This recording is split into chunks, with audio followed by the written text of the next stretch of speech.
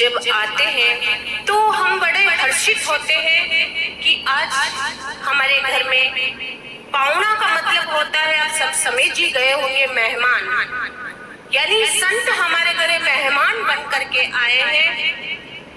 तो हम सबको बड़ी खुशी होती है, हर्ष होता है कि आज हमारे घर में साक्षात भगवान आ गए हैं। देखिए, भगवान कौन है हमें समझना पड़ेगा। इसलिए कहा है सतगुरु कबीर साहब ने, कबू न भयो संगो साचा ऐसो ही जन्म गमायो, आचा बहुरी न पेवो ऐसो थाना, ओ साधु संगति तुमने पहचाना, अब तो रहोए नरक में बासा, निश्चिंत बसो लबर के पासा। सतगुरु कबीर साहब ने कितनी मार्मिक बात कही है। कबू न भयो संगो साचा, अरे भाई तुमने कभी संतों का संग नहीं किया, कभी संतों के सानिध्य में नहीं बैठे, कभी संतों के पास में नहीं बैठे।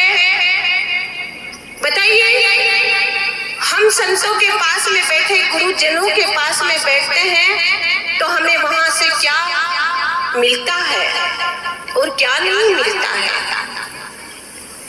अगर हम संसारी के पास में बैठेंगे, किसी गृहस्थ के पास में अगर हम बैठते हैं तो वहां से हमें क्या मिलेगा? वहां से हमें क्या मिलेगा?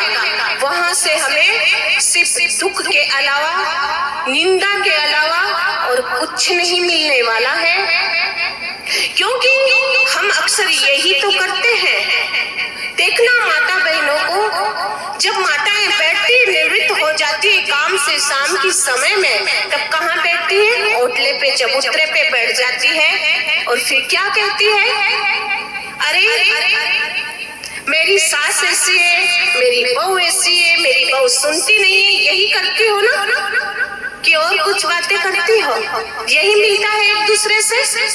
लेकिन जब हम गुरुजन के पास में बैठते हैं, जब हम संतों के पास में बैठते हैं, तो वहां से हमें जीवन जीने की कला मिलती है। वहां पे जीवन कैसे जिया जाए वो युक्ति हमें मिलती है।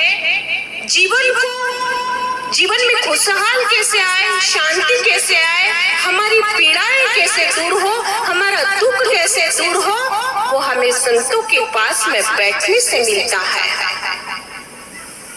लेकिन हम वहां नहीं बैठते जहां बैठना चाहिए,